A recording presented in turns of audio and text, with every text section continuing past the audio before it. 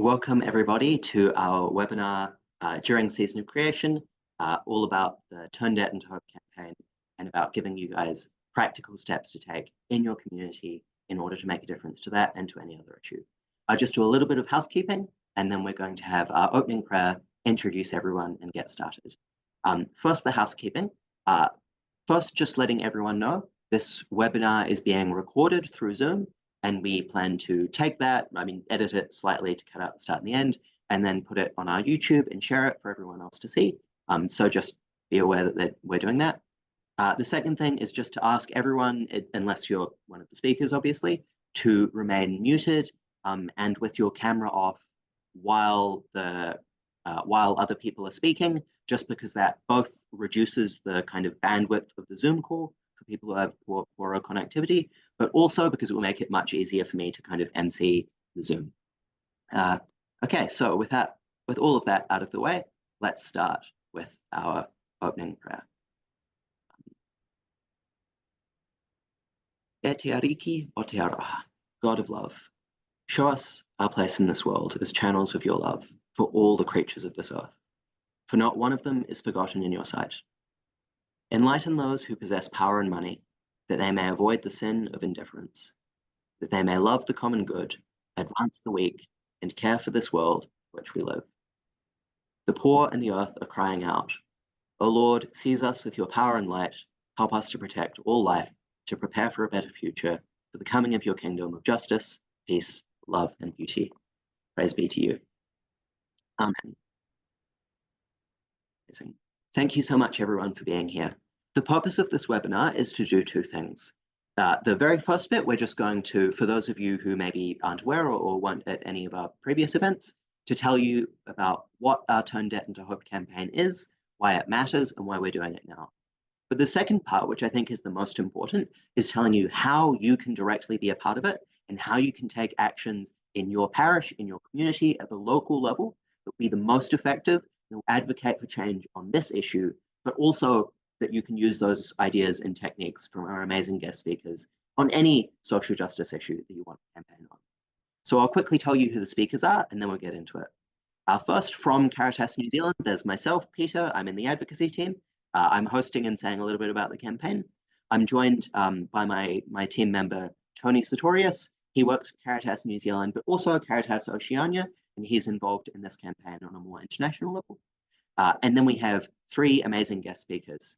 First is Damian Kean from Caritas Aotearoa New Zealand as well, but he has actually spent the last several decades working all over the world in Southeast Asia, the Pacific, United States, Europe, for groups like the United Nations and the British High Commission, liaising with journalists and managing communications and press releases. So he's going to give you some insights from his career on how to most effectively connect with journalists and how to make a story that they will want to tell. Secondly, we have the Honourable Poto Williams. Poto was the MP for Christchurch East from 2014 to 2023, so she knows lots about how you can connect with your local politician and what will mean the most to them. But she was also a cabinet minister in the Sixth Labour government, holding portfolios including conservation, police, disability issues, building and construction, and the community and voluntary sector. So she can not just tell us about things at the local MP level, but also how that flows up to affect cabinet and government decisions. And finally, we have Dr. Damian Spruce, lots of Damians in this meeting, who is from Caritas Australia, and he is part of the global level campaign where he represents Caritas at events like the COP Climate Summit. So he's going to tell us how our local actions in New Zealand can filter through and strengthen the efforts that Caritas is making at a global level to really shift global policy. But first, I'll ask Tony Sartorius to tell us a bit more about what this issue is, what the campaign is, and why we're running it. Tony? Thank you, Peter. Good afternoon, everyone. My name is Tony Sartorius. I'm advocacy lead for Caritas Aotearoa and Caritas Oceania. Global debt is a really important and serious issue across the world. Right now, there are 48 developing countries with 3.3 billion people in them who pay more in debt on the money that they've already had to borrow than they can spend on their own health or education. You can see what a trap that creates for them, and you can see how slim the prospects are for them ever being able to escape from that debt trap. And debt is getting worse globally. Over 80% of the global debt that was newly begun in 2023, for example, was originated from the main rich nations of the world, the US, Japan, the UK, and France. It's worth considering too that, when a developing country borrows money, they are paying a very high interest rate to do so, between 2 and 12 times higher than a country like New Zealand would have to do. So when a rich country like us lends money to a poor country, we're actually making a considerable profit in doing so. It's important to realise that this is not a faraway issue either. This is an extensive problem in our neighbourhood in the Pacific, in our Turanga Waiwai here. Debt is a relatively new issue in the Pacific and not widely discussed as yet, but it has really spiked in the last decade, driven by climate impact. I've just recently returned from the Pacific where I've seen this directly, and it's astonishing. If you have a room full of people in the Pacific, anyone, and ask them if they've experienced climate impact, all of the hands will go up, and they will tell you that they have seen it every day.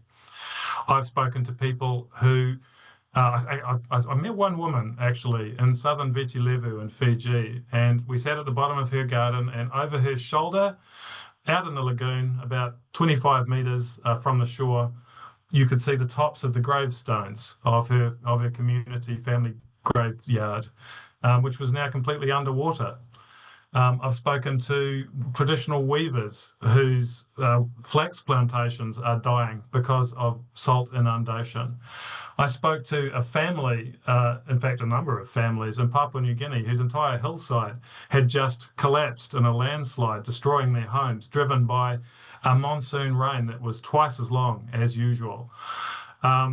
There are many impacts happening right now. And, whereas in the past, that might have attracted gifts and aid and development help from the developed world, the rich countries.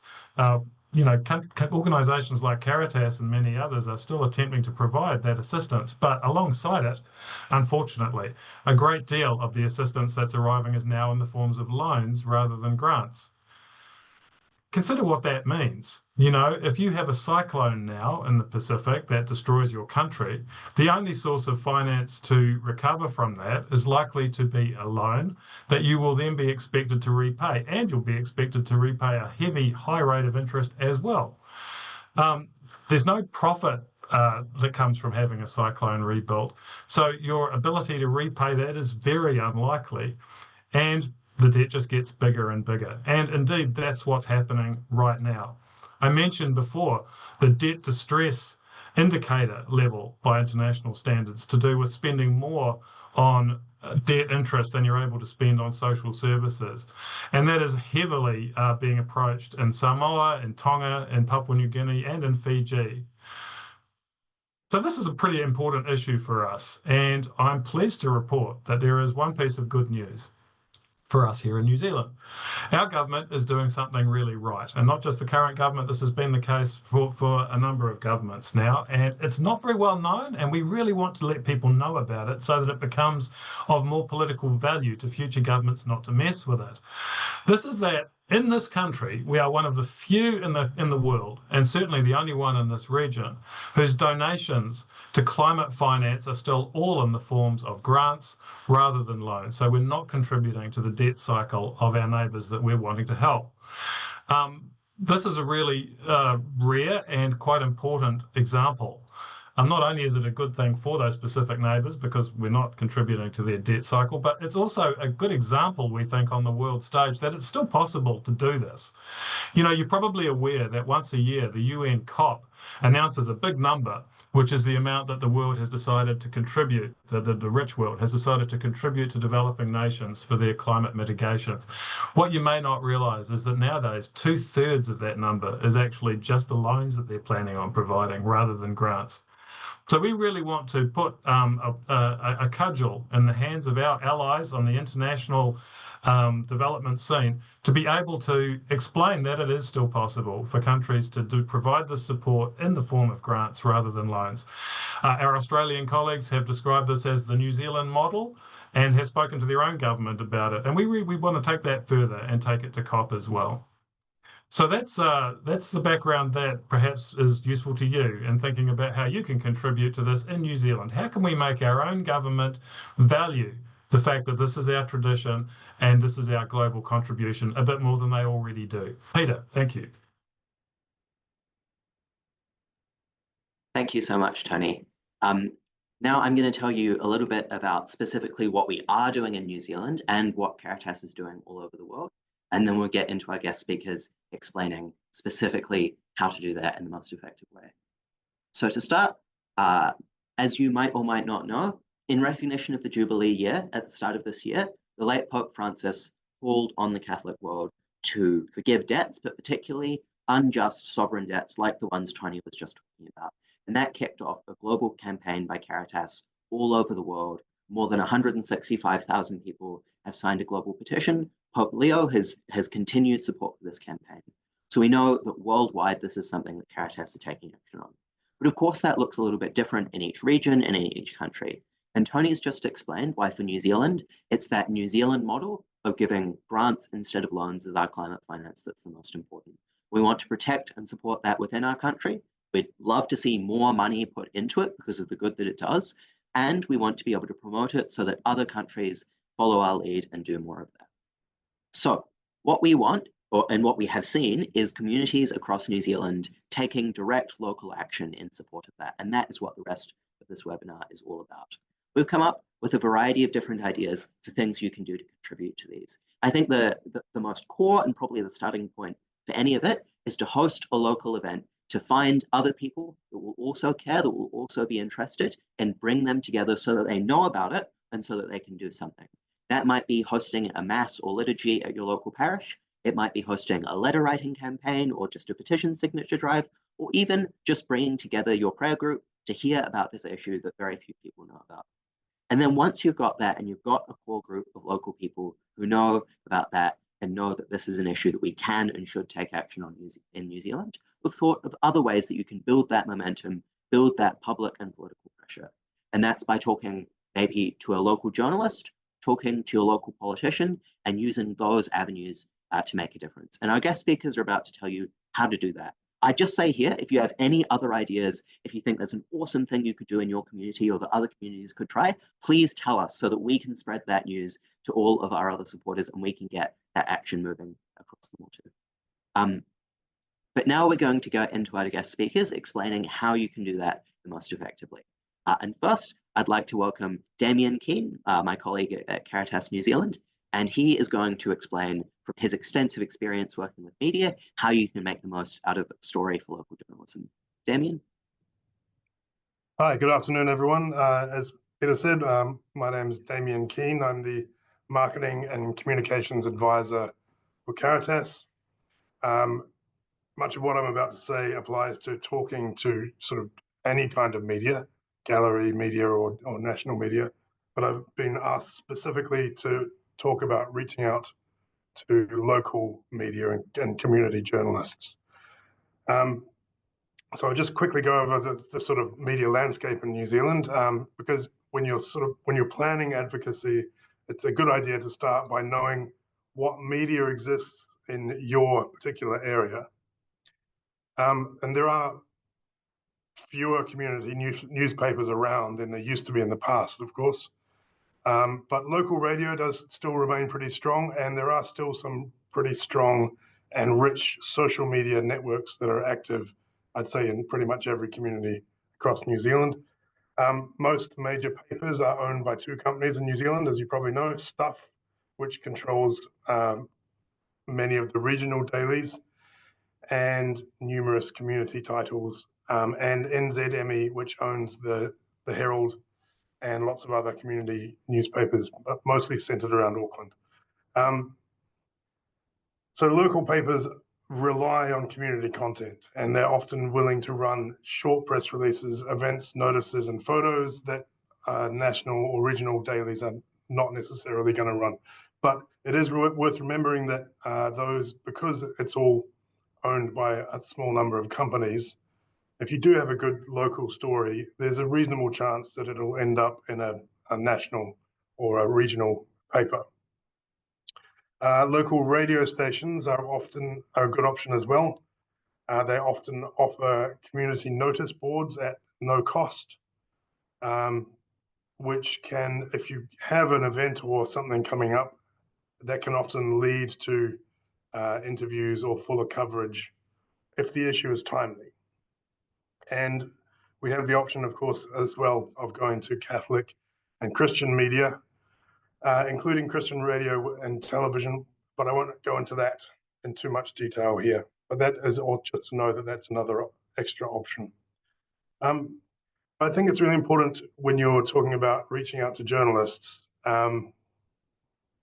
It's about building a relationship. It's like everything. It's about building a kind of friendly, collegial relationship. I think it's a good idea to just, if you focus on younger journalists, early career journalists, they're often more open to new voices and relationships. They may see working with you as a way to build up their beat, if you like. And if you see a story that you like, I think it's often a good idea to approach the journalist that wrote it and try and sort of spark up a relationship in that way. But it is often, also important, of course, to build relationships with the more senior journalists and editors. They're often amenable to like a meeting or a coffee or a beer or something, and knowing what topics they are planning to publish will help you to position your story or stories. So I think it's really important to invite them to events or catch-ups, even if you don't expect immediate coverage, because just being on their radar is valuable to your objectives. Journalists, this is quite high level, but journalists look for stories that are counterintuitive, they're unexpected or shocking, they're stories that are timely, so they're connected to what's happening at the moment. They're local stories with a clear New Zealand or community link, human interest stories with real people's voices or experiences, and you need to be able to show them how people's lives are affected by what you're trying to talk about. And it's really important to have a strong visual element if you can. So good photos, good video, and most newspapers these days are multimedia. So if you have good video, that's good for the online version as well. And I think if you can tick at least 2 or 3 of these boxes, your chances of getting good coverage are much higher. Journalists have a difficult job to do, and today they're doing it with ever dwindling resources. So I think it's really important to think of yourself when you're reaching out to journalists. It's a symbiotic relationship. You want to position yourself as helpful to them in doing their job. So when you reach out, don't just send an invitation to an event. Signpost the story. So include possible angles that they might want to cover, highlight why this event is news, why the community should care, how people are affected, and also provide ready-made resources for them. So quotes, backgrounders, people to be interviewed, and as I said before, photos and video. And don't forget that Caritas is able to help you with a lot of this sort of stuff. We can provide some of that background information and even interviews if you want. It's important to identify your audience, or like the audience of the publication that you're targeting and what they believe already. So, for example, some groups might view debt relief skeptically or might view foreign aid skeptically. Others might already sympathize with climate impacts in the Pacific. So you need to tailor your messaging accordingly. So talking about New Zealand's moral responsibility might be less useful if you're addressing a more conservative audience than talking about, for example, the economic implications to New Zealand. You need to be able to craft your news hooks. So that means understanding what makes a good story, what's going to actually get the journalists interested, what's going to make them want to write about it. One way to do that is to tie your issue to existing stories and news cycles. So, for example, at the recent Pacific Island Forum, the PIF, which ended like 2 days ago, I think, Pacific nations agreed to push for the next COP to be held in Australia. And Australia pledged an extra, I think, $100 million towards climate finance. So a local story could be urging New Zealand MPs to support those kind of moves, especially given that New Zealand just cut climate finance in the last budget. One thing that you'll find if you're reaching out to journalists in New Zealand is they'll say, what's the Kiwi angle? So you need to stress how New Zealand's climate finance, how our aid policy, how our foreign policy all intersect with local issues. So, for example, is climate change going to affect the supply of RSE workers? Is it going to change immigration patterns in general? So that could obviously be an important issue if you're in a rural community. You need to be able to add color stories and personalize the issue, because climate debt is obviously, it's a very dry topic. So the more that you can put a human face to it, the better. So you want to be able to bring your stories to life with detail and personality. And in community news, that might be through a strong quote, or small details that people can relate to. So, for example, a parish group gathering after Mass to write letters to their MP, a Pacific elder recalling the last cyclone that destroyed her village, RSE workers explaining how their wages support families back home. You can profile volunteers or experts who have visited Pacific Islands and seen the effects of climate change. If you have good photos of people doing wacky or extraordinary activities to raise money or to raise awareness, or if you profile Pacific diaspora in New Zealand, so their stories, how climate debt affects their homelands, and what this means for them and their families.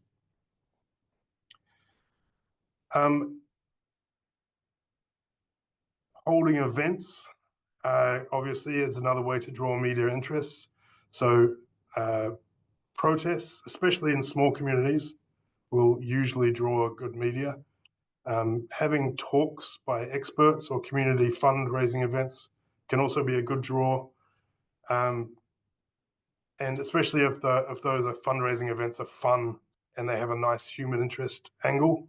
But as above, as I've just said before, you have to ensure that you don't just send an invite. You have to send as much background as you can to the journalists and suggest why this story is important to them. You can link your stories or your events to known dates. So Pacific Island National Days or holidays, Tongan or Samoan or Kiribati language weeks, Pacifica cultural festivals, or anniversaries of past cyclones or specific climate disasters.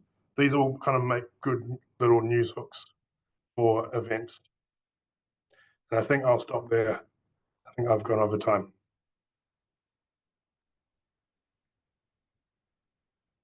Thank you so much for sharing your expertise with us, Damian. And if you have any questions for Damian or any of our speakers, please, at the end, we'll have a Q&A session where you can ask as many of them as you like. So write them down and be ready for that. Next, I'd like to invite our second guest, the Honourable Poto Williams. I've already introduced her immense experience in both being a local MP and a cabinet minister, so I'll say no more. Poto. Kia ora koutou katoa, e mihi mahana ki a koutou. Thank you very much. It's a real honour to be part of this really important mahi today. So how do you engage your local MP, or what is the best way to engage the politicians? Firstly, just a little bit of background about members of Parliament. There are kind of two kinds. you've got your constituency MP, one who is elected by you as the local community, and then those who are on the party list. Both MPs, both categories of MPs have a role in terms of issues-based political issues. The constituency MPs also tend to have a role to play with dealing with some of the local personal issues, such as access to work and income entitlements, or advocacy around public housing for specific individuals. But engaging your local MPs is always a good option when you have a particular issue that you want to deal with, whether that is around tenancy rights or poverty or issues of climate change. Party structures will have within them spokespeople on particular issues, so you can work directly with them or make contact with those people directly, or there are other ways that you can engage members of Parliament. Members of Parliament can help you with things like putting together petitions, supporting any actions or activities you might want to have. They can speak at public meetings, or they can hold public meetings around particular issues and invite members of the community to attend. They can participate in protests. They can do activations themselves, and they're often involved in protest where they will bring their voice to a particular issue and speaking at rallies. So as communities, you can organise these events and invite MPs to speak at them, or you can ask your MP's office if they are interested to organise these and reach out to communities to attend. Also, MPs are really useful to be able to get either groups or individuals to speak directly to ministers if it is an interest of particular significance, and that has happened. The other thing that may happen is, for example, you may have a particular issue that is where a minister has some discretion, and they can often voice that on your behalf or take you with them to a meeting with the minister. And a couple of examples that I have experienced myself have been, for example, in the immigration space, we're speaking directly with the Associate Minister of Immigration, who has some discretion around the provision of visas is helpful. Or as a group of MPs petitioning a minister to speak with, say, women's groups around issues of family harm, family violence, for example. Your MPs are there to assist in writing legislation and passing laws. So it's important that if the issue is significant, that you use their ability to either write a member's bill about a particular issue, and one that I had was around was part of the Social Security Act. There is this part of our Social Security which requires people from specific countries, the realm countries, for example, who access New Zealand super when they turn 65. There is a little residency piece that requires them to be a resident of New Zealand for 5 years after the age of 50. And that can be, when people are living in the Cook Islands, can be very difficult for them to achieve. So it was a member's bill that I was asked to produce, which I did, went into the ballot. But what happened with that was the government of the day decided to take that up as a government bill, and it passed legislation that way. So that was one mechanism. Another mechanism is MPs often engage local experts to help them with members' bills. One such was Lawsa Wall's surrogacy bill, where she engaged a whole lot of legal go through the very tricky law around surrogacy to make some amendments to that piece of legislation. Communities can get engaged, and now is a really, really good time because we have got elections, local elections just around the corner, and our local candidates are very keen to get in front of people. So engaging, getting your community groups to engage in and hold debates for candidates is a really good way to get their commitments to your policy obligations and your policy desires. And also, it's a great way to get a party to support also a policy that you may be wanting as a community.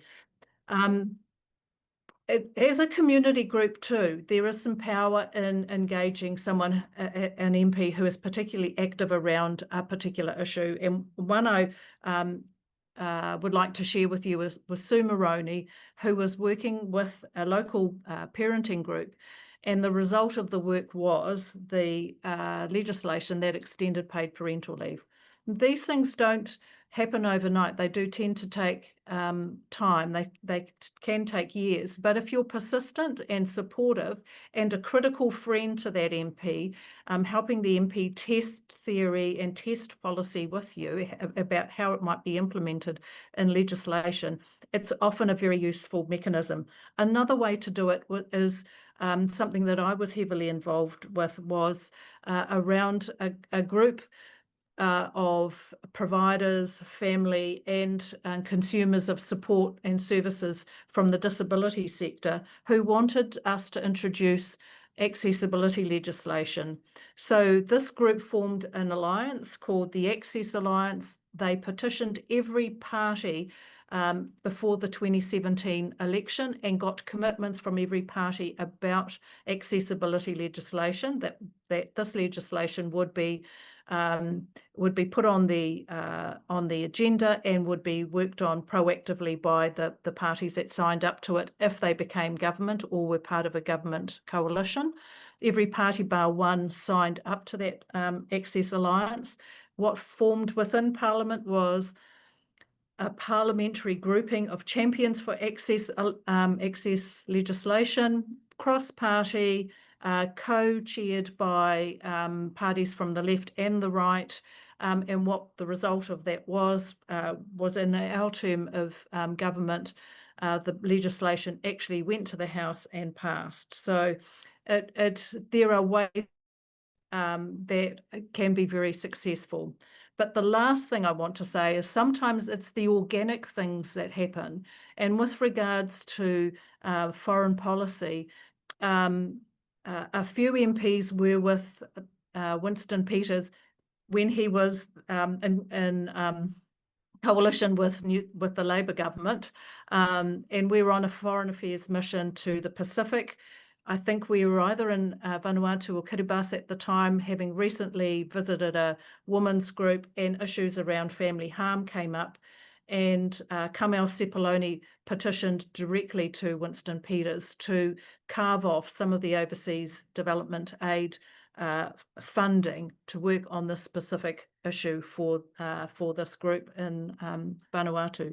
So it's some of the organic things that happen that can have quite an immediate effect, but they can also speak directly to why it's important that you are engaged with your MP, keeping them abreast of what's happening at the coalface, and keeping them abreast of keeping them in tune with what's going on and being that critical friend to the MP so that they can relay the issue with some real authenticity because it comes from the grassroots.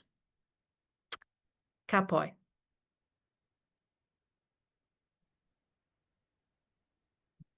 Kia ora. Thank you so much for sharing that with us.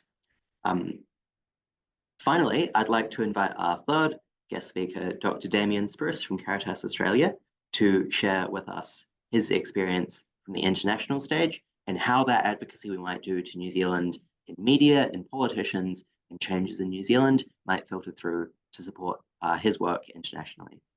Damian. Thanks, Peter, and kia ora. And I'm coming to you here from Sydney, from the unceded lands of the Gadigal and the Wongal and the Bidjigal. And in talking to you over there, we pay our respects to their elders past and present. It's a great honour to be speaking here with Caritas Aotearoa today and to be following on from the Honourable Poto Williams and her very engaged and useful and practical advice along with Damian Kean on how to engage with the political system. It's nothing. I feel that there's nothing really I can contribute to that's as significant as what has already been said. But I thought I'd just talk to you a little bit about the more global aspects of advocacy and how the importance of activism within Aotearoa and within the Pacific more broadly is. And so what I'd say is in order to get the real reforms we need around debt justice, a global movement is necessary. We need voices raised around the world across regions, geographies, economies and polities. If the lessons from the success of the Jubilee debt campaign in the 2000s tell us anything, it is the strongest campaigning power comes from surprising voices and activism outside the usual centres of geographical power.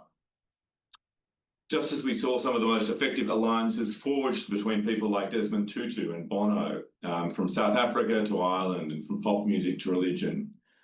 So we need also now to be generating the energy for connections between different groups, between the global south and other parts of the global south, between colonised and colonising countries. Between, for instance, Oceania and Latin America, which is a webinar that Caritas is currently working on in preparation for the Brazil COP in a few weeks' time. We need them to supercharge the campaign and to present, to surround, I guess, the establishment and the people who are fighting back. Like we need to, like a guerrilla movement, go and fight them in places that they are not expecting us to come from. So Aotearoa NZ plays an important and strategic role in Oceania as a formerly colonial developed nation that has been culturally and politically close to the Pacific Island countries. As Caritas is engaged with Fiji, Samoa, Tonga and the Solomons, amongst others, one issue that we've confronted is a reluctance to talk about debt because of the shame associated with it.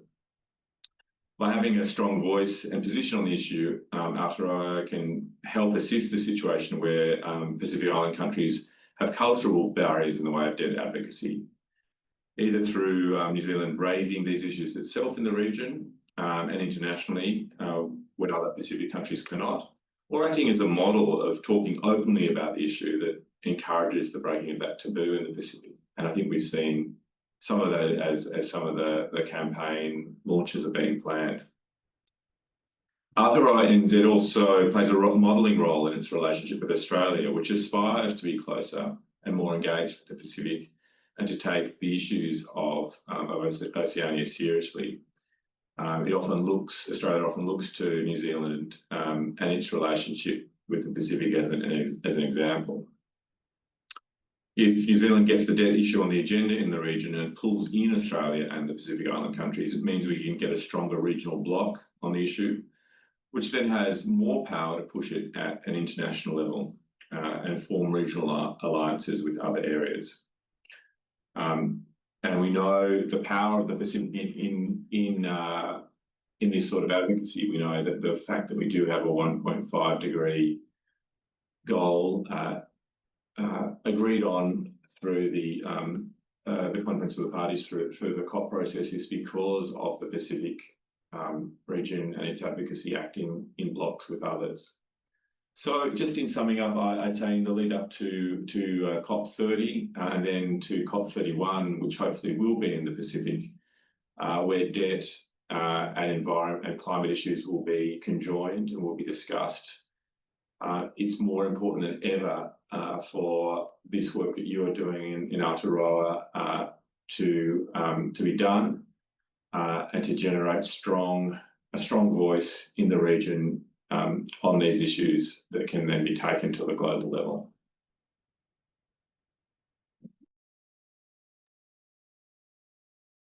Thank you so much, Damian, for sharing that. And thank you again to all of our guest speakers. We really appreciate the insights that you shared with us. We're about to get to our Q&A session, but just before we do, I want to share something with you very quickly, which is the resources that Caritas have on our website. So if you've heard any of this and been inspired to talk to a politician or talk to media or host an event in your community, we have this page on our website. It's just called the Season of Creation page, caritas.org.nz/Season of Creation 2025. And on here, oh, look, that webinar looks exciting. But alongside that, we've got all of these resources, guides that are made specifically for hosting events during season of creation or during any time of the year in support of this, for meeting with MPs, for hosting liturgies. We've got videos, including a recording of the previous webinar, and we'll put this webinar up there as well. We've got reports that have been prepared, have a lot more information on this issue by Caritas Oceania and Jubilee Australia. So we have all of that that you can find on our website. And we also have the petition on our website. If you can easily scan that QR code, or it's in my Zoom background as well, but also just on our website, it's on the same page, you can find a link to it. Please, if you haven't already, sign the petition, because that is another key part of the global campaign. So that's enough from me. We'll send out that link again afterwards as well. But now, does anyone, now is time for the Q&A session.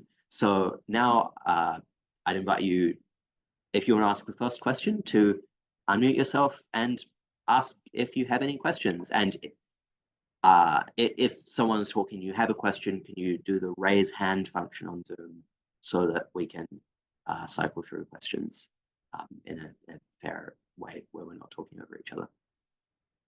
Awesome. Does anyone have any questions to start us?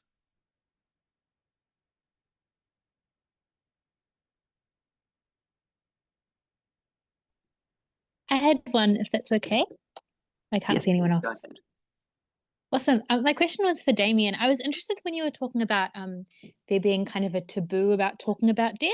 Is that mostly around personal debt, or is that also translate to kind of governmental debt as well? Thanks. I think that was for me as the Damian. So wonderful to have a surplus of Damians. I never really encountered that. But yes, Lucy, I think it is certainly it's personal debt is the primary form I think that people are worried about. But I think that goes into that's translated into government debt as well, where people feel ashamed or about specific governments going into debt. And we know that government debt is a necessary and important and different kind of debt than household debt, and operates in very different ways. But I think there's still that kind of taboo, or from the personal leaks into the government sphere. I mean, I think Tony or Martin might also be able to talk about this if they've got anything to add. But certainly that's what I understand. Yeah, I just add, yeah, I think that's absolutely right, Damian, that there is a degree of reluctance to talk about it, and that there's also, it's quite a new issue in the Pacific and not terribly well understood because it hasn't been around for very long. So there just isn't a high degree of public scrutiny of this issue, and there's not a lot of media coverage of it. We're expecting that to change, and we're hoping, to work with our Caritas partners are keen to directly confront that and to just put this on the political agenda, because obviously its significance to the future of these nations is profound.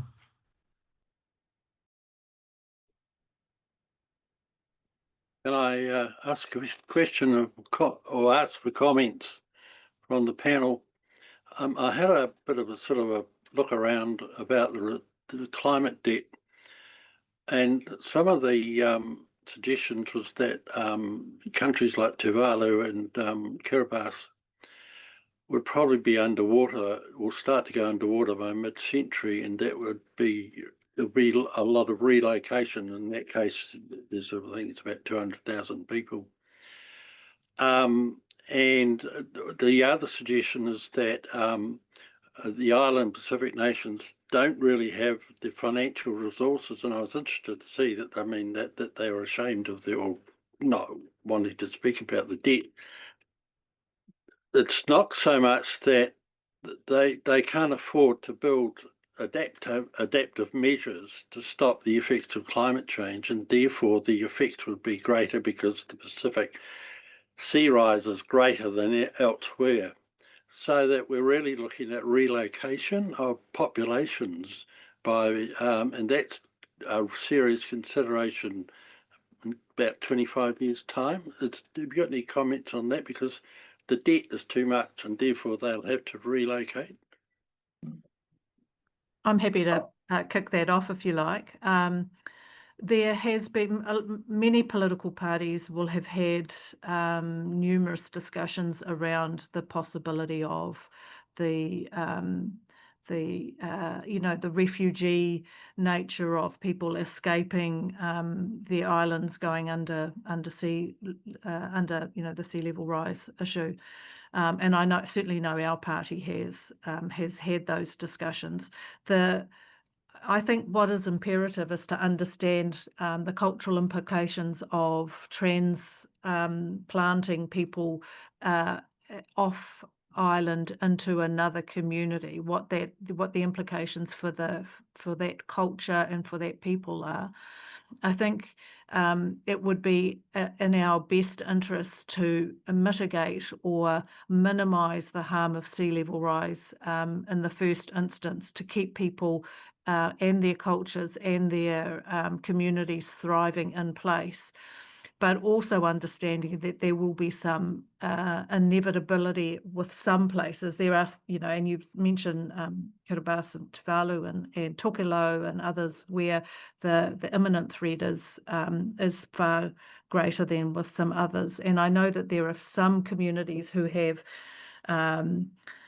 already arranged to potentially migrate from one island state to another island state and be hosted by another country.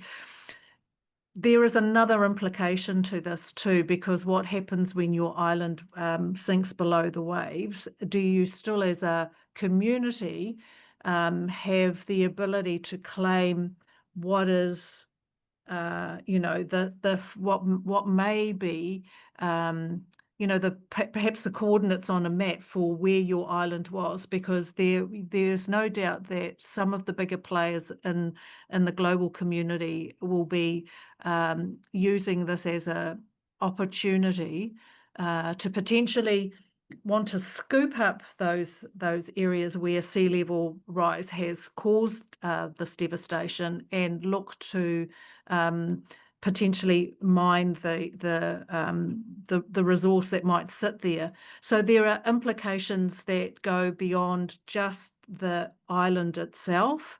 It's who has the rights to what value may be there. What is the implication for that community, for their culture, for their language, and what is the implication for what nation may actually be required to host them? But there's no doubt we have to be thinking about all of those aspects when we think about the climate migration issue, if that may come about.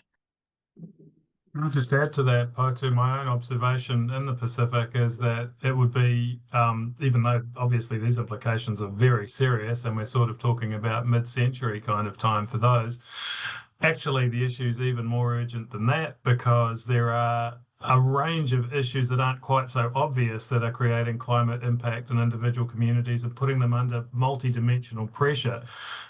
Things like crop failure that's being caused by salt coming up through the groundwater and changes of migration patterns and fish and all sorts of things that are threatening to break the economic model or at least seriously disrupt it for individual communities. And I think there's a very serious risk of communities kind of falling apart, not because they're swept away, but just because there's like death by 1,000 cuts of all sorts of different dimensions of climate impact. And, there's a giant risk. There's 900,000 people in Fiji, for example, probably 400,000 or 500,000 of them live immediately on the coast.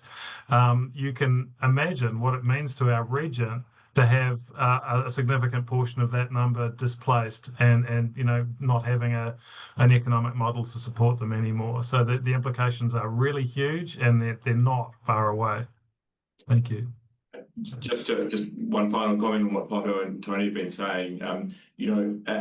Poto mentioned that we need to be putting as much money as possible into climate adaptation measures so that people can stay in their homes and that the islands are livable. And the problem with the debt issue is that the higher debts there are, the less money and the higher debt repayments there are on interest and other servicing arrangements, the less money there is for climate adaptation as well as for health or education and other areas.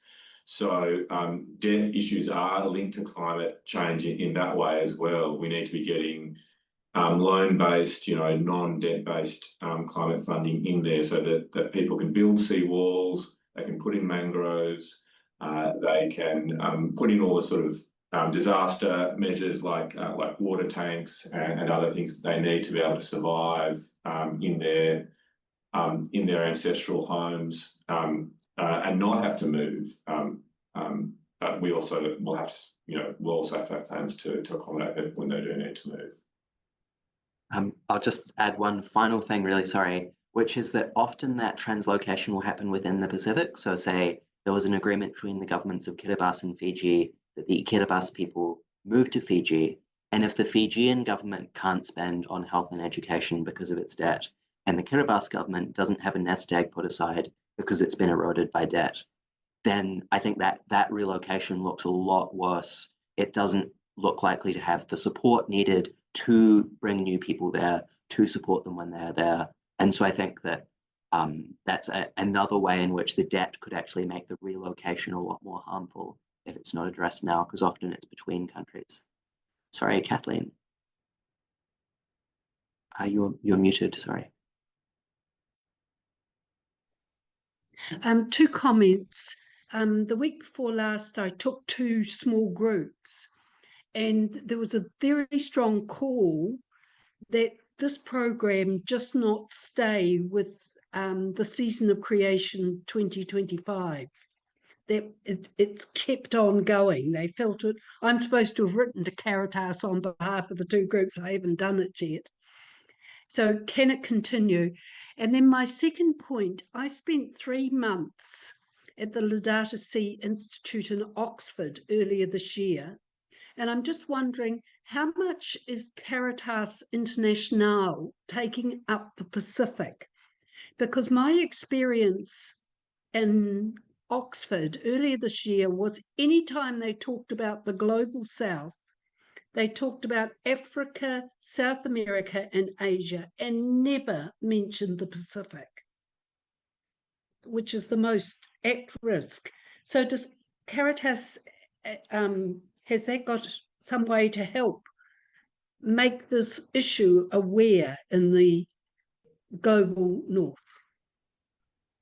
Thank you. I think talk to the first point, and then Damian and Tony, you're both very well placed to talk to the second point.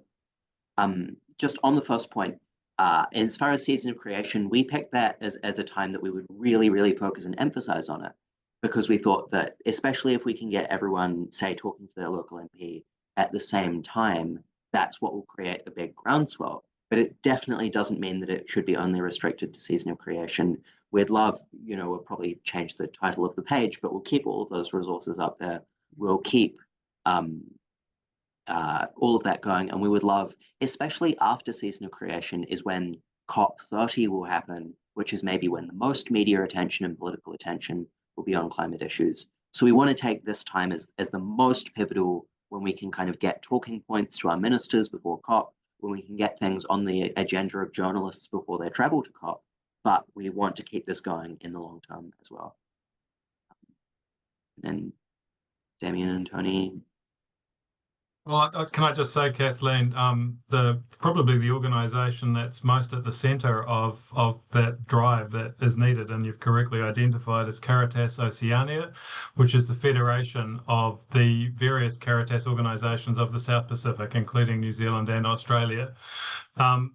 I think you're absolutely right that the profile of the Pacific is very low on the global scale and in the minds of Europeans. I'm not quite sure why that is, honestly. I suppose the low population explains it, and I think everybody just sort of envisages the Pacific as a happy place with, sitting under coconut trees, which is clearly no longer the case, sadly. We are working really hard to engage the international community particularly within the Caritas Federation around the Pacific, because unfortunately it really feels like the Pacific is sort of right at the prow of the waka in terms of immediate climate impact. We're seeing it early and seriously, perhaps in a way that makes us quite distinctive on the world stage. I think, it's very important to say that historically, the efforts of the Pacific have been really impactful on the Global Federation, and we're hoping to continue that to make Pacific stories very prominent at the next COP and the one after it and thereafter. But it is really important that parishes and other people within the Catholic federations and Catholic organisations of New Zealand help us to keep the New Zealand government orientated in the same direction, because we need that support. And New Zealand has a lot to be proud of in this realm, but we can do better. And so it would be super great to just get everybody talking about it and talking to their MPs, just to put it on their radar and make it clear to New Zealand government members that people care about this and then they're concerned about it. Because, it's coming for us whether we like it or not. And I think it would be now's the time to be out in the world making impact.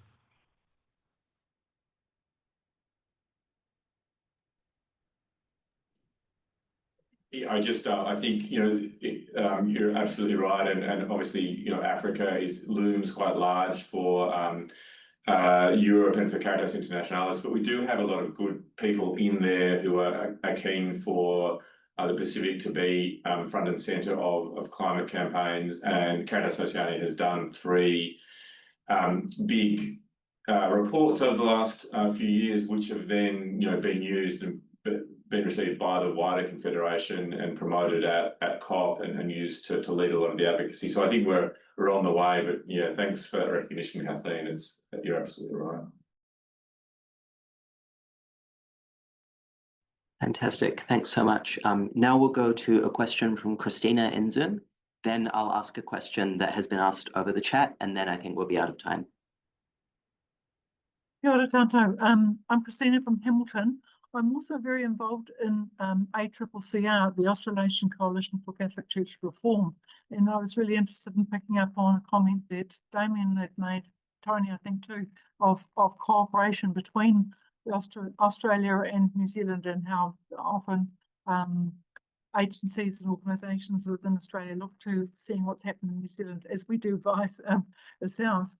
And ACCCR, which is looking at changing its name to becoming the Australasian Council, Catholic Council, which is just a broad term, is a coalition of dozens of groups. And the webinars that are held, they would get regularly, these webinars are held monthly or so there's one coming up next week on Gaza. 1,600, 2,000 people registering and 800 or so coming up on these webinars. And this could be a really good vehicle for just working in cooperation that maybe Caritas could, and I think Caritas Australia is affiliated as one of the organisations or has been in the past. I'm just looking at ways of how we might be able to connect and work together, because I think there's lots of common interests, and surely, I'm certain that the people who are involved with the agencies that are part of that coalition, both in Aotearoa and in Australia, would be very interested in what's happening in Oceania and building those links in Oceania. So I'm just wondering whether Caritas Aotearoa or Australia or Oceania would like to respond and see how we might pick up. I'll just say, Christina, on behalf of Caritas Aotearoa and Caritas Oceania, we would love to talk to you about that. Great. And we really, to everyone else on the call, I just want to really signal, we want to play nice, we want to cooperate, we want to collaborate. There's strength in numbers. We want to add value however we can. So please engage with us. We'd really love to talk to anybody about anything constructive. Great. We'll do that. Put it on the agenda. Thank you. Thank you so much for that. Jerry has just asked a question that I might send specifically to Damian and can talk about afterwards, because that might be most helpful. I'll just finally ask a question that Eliala Fihaki asked in the chat earlier. This is specifically directed towards Poto. It says, Thank you for highlighting the different platforms aiming for high-level outcomes like legislation and policy. Is there any opportunity for a Pacific climate mobility as New Zealand has a labour mobility arrangement? This is a way to pay off the debt, allowing that free opportunity as an adaptation strategy for the people affected. Thank you, Eliala. That's an awesome question. And yes, I think that is a fantastic idea to be promoting that mobility as a way of providing some support for those communities. One of the things I didn't talk about in terms of the structure of political parties is that there are sector groups within each party. There will be environmental groups and looking specifically at climate change, for example, but there is also within parties, if they have people representing the Pacific, they will have Pacific sector groups and Pacific caucuses. So as an option for the Pacific, it would be really useful for groups to speak directly to Pacific caucuses. Now, speaking from the experience that I have, these caucuses are actively looking for new policy for discussions at conferences, particularly in the lead up to elections. And the Pacific vote is one that is really important to a lot of political parties. So you cannot underestimate the power of your group as being very important to political parties. So reaching directly into parties, into their Pacific caucuses, suggesting policies like this, and then asking them for some commitments in their manifesto so that then they can promote this to people that they are wanting to engage in the electoral process is really important. So try that as a mechanism, and I'm sure that you'll get lots of interest from particularly from politicians with groups of Pacific MPs as part of their caucus. Fantastic. Thank you so much for that. Thank you to everyone for your great questions. Thank you especially to our panelists for your amazing answers.